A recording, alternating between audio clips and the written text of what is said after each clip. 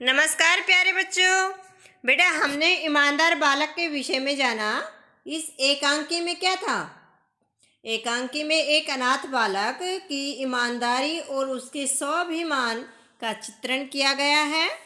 लेखक के द्वारा दी जाने वाली आर्थिक सहायता को वह भीख का पर्याय मानता है। दुर्भाग्य से वह किसी मोटर से टकरा जाता है और फिर भी वह लेखक का बाकी पैसा वापस करवाने के लिए अपने भाई को भेजता है। आज के स्वार्थी परिवेश में ऐसे ईमानदार चरित्र के लोगों का मिलना मुश्किल है। तो प्यारे बच्चों, हमने बसंत की ईमानदारी का पूरा चैप्टर ये पढ़ा, उससे संबंधित प्रश्नोत्तर भी किए। इसके 2 प्रश्न बच गए थे, आज कर लेते हैं।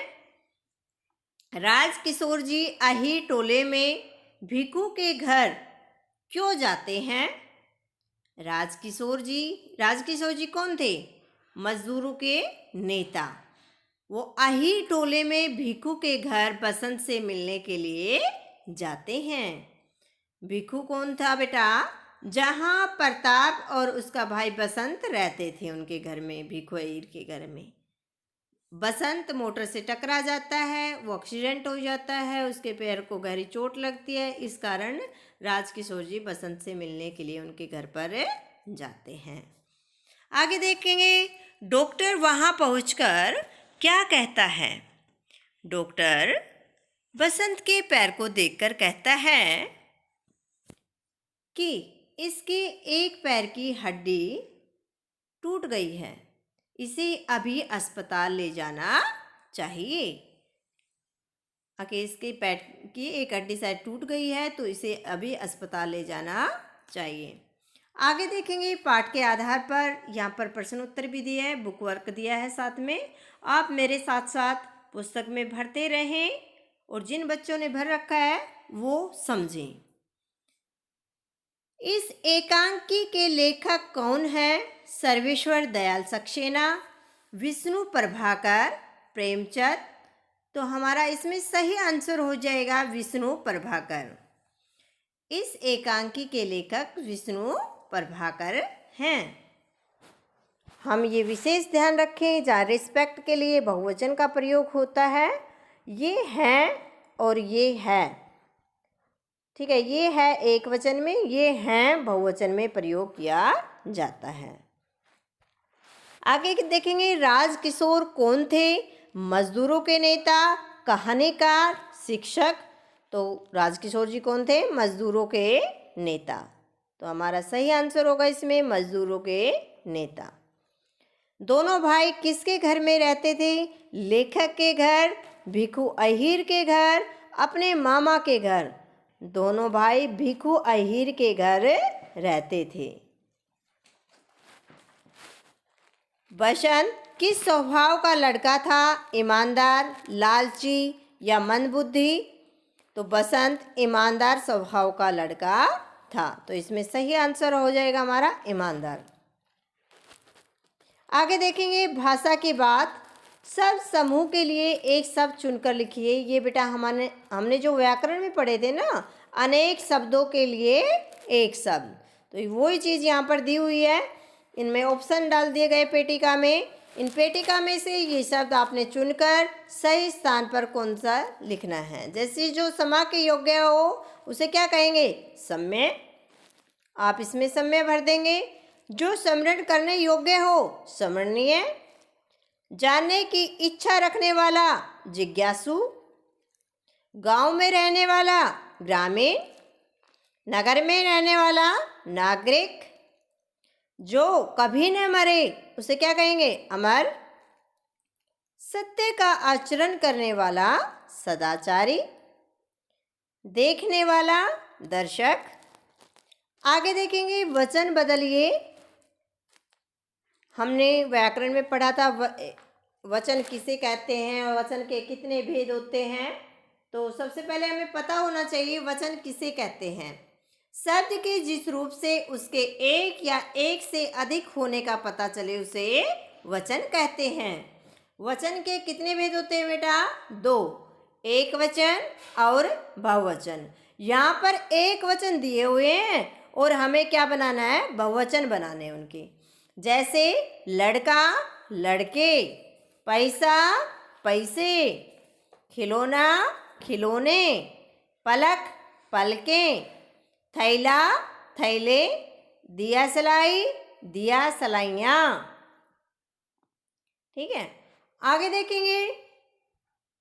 नीचे लिखे उपसर्ग से नए शब्द बनाइए। हमने यहाँ पर उपसर्ग लगाकर नए शब्द बनाने हैं। जैसे आ जन्म, तो इसमें बन गया आ जन्म।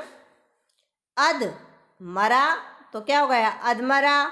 खिला लिखेंगे तो अधखिला हो जाएगा। ठीक है। ने शुल्क, प्रतिदिन प्रतिदिन हो गया। पर हार, सुपुत्र।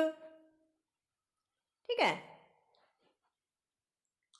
आगे देखो। एक दिन बादशाह बीरबल से बोले, जिन लोगों के नाम के अंत में उनकी पदवी के साथ वान शब्द होता है वे झगड़ालू होते हैं।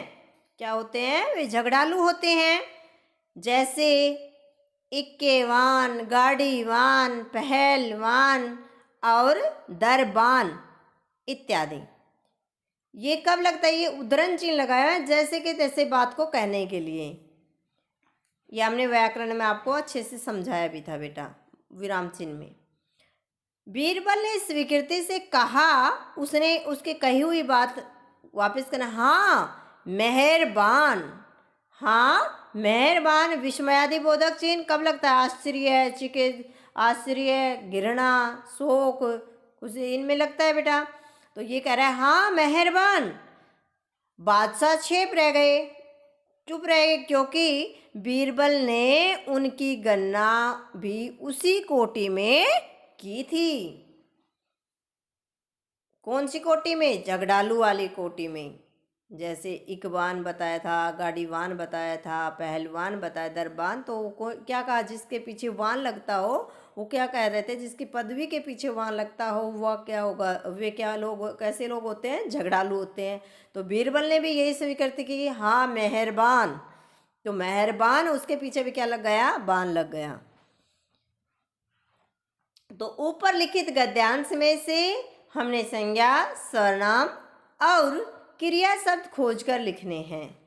जैसे यहाँ पर आए हैं बीरबल, बादशाह, झगड़ालू, ये संज्ञा शब्द हो गए। सर्वनाम में क्या आ गया, इनमें उनकी, वे, जिन, क्रिया कहाँ, गए। तो इस प्रकार ठीक है आप करेंगे।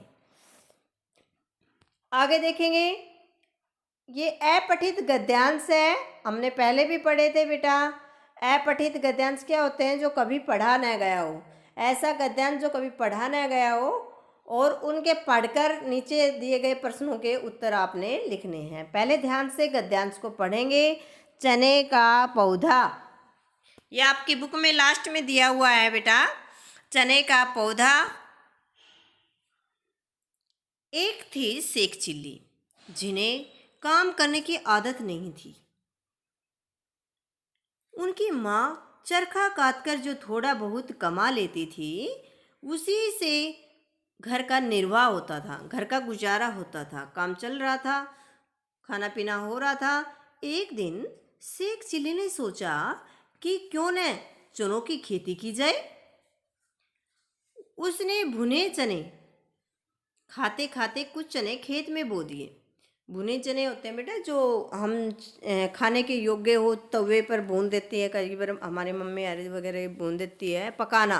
ठीक है, तवे पर भूनना, या हम भुने हुए भी लाते हैं जो खिले हुए चने खाने के योग्य होते हैं। उन भुने चनों में से एक चना कच्चा था, इसलिए वह उगने लगा।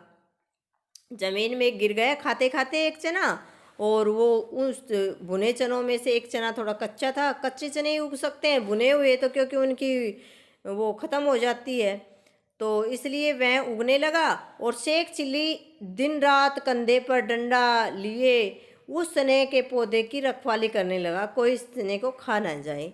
तो एक रात शेख चिल्ली को कुछ चोर मिले, जब रखवाली करने के लिए जा रहा था तो कुछ चोर मिले जो कि चोरी करने जा रहे थे। उन्होंने शेख चिल्ली से पूछा कि क्या वह चोरी करने में उनका साथ देगा। कौन बोले? चोर बोले शेख चिल्ली से। शेख चिल्ली लालची तो था ही। उसने सोचा मैं तुम्हारे साथ चल तो सकता हूँ, पर यहाँ मेरे खेत की रखवाली कौन करेगा? एक चोर ने कहा, इसमें सोचने की क्या बात है, हम पौधा उखाड़ कर साथ ले ही चलते हैं, साथ ही ले जाते हैं।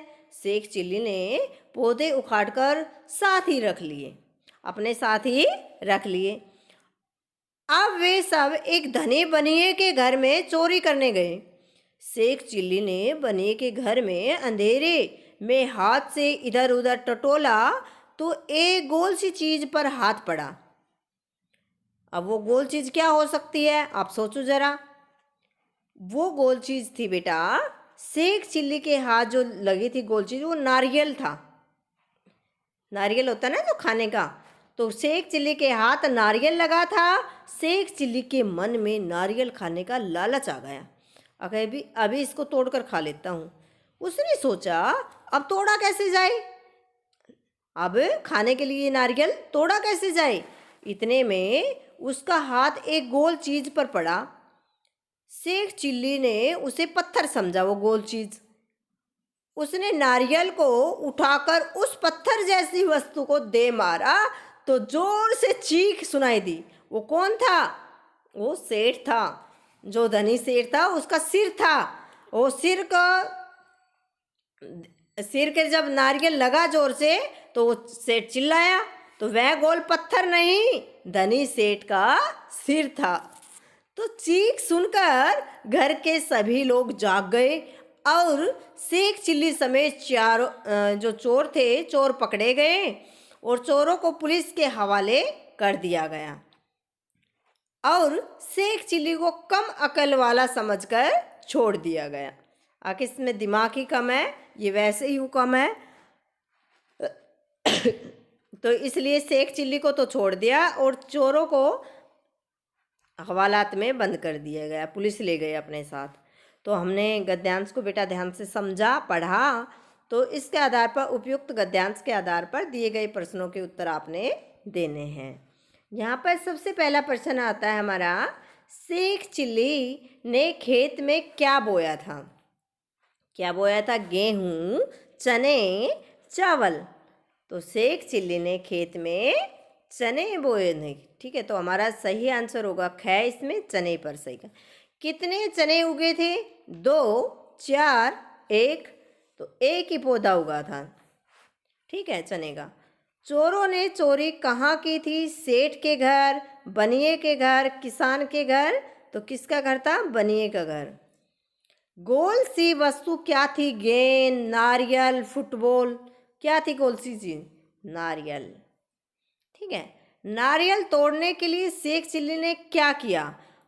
हथौड़ा लाया, जमीन पर मारा या गोल सी वस्तु पर मारा? वो गोल सी वस्तु पर मारा था जो सेठ का सिर था।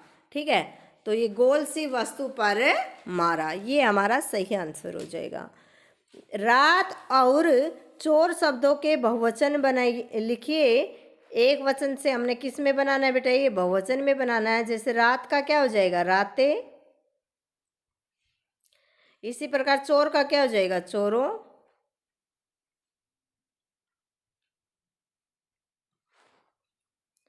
चोर का क्या हो जाएगा? चोरों।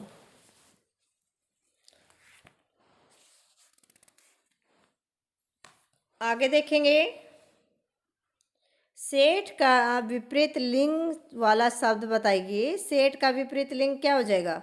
सेठ तो पुल्लिंग होता है, सेठानी इसमें क्या हो जाएगा बेटा? स्त्रीलिंग। सेठ, सेठानी। ठीक है, सेठानी भर देंगे इसमें। आगे देखेंगे, कच्चा का विलोम शब्द बताइए। कच्चा का विलोम शब्द क्या हो जाएगा बेटा? पक्का। लालच शब्द एक भाववाचक संज्ञा है, इससे विशेषण बनाइए। तो गुणवाचक विशेषण क्या हो जाएगा? लालची। लालच, लालची। ठीक है। तो ये हमने गद्यांश पढ़े और इनके निम्न प्रश्नों के उत्तर भी दिए। तो आप इन्हें याद करेंगे, ठीक है, और अब कॉपी में लिख कर देखेंगे।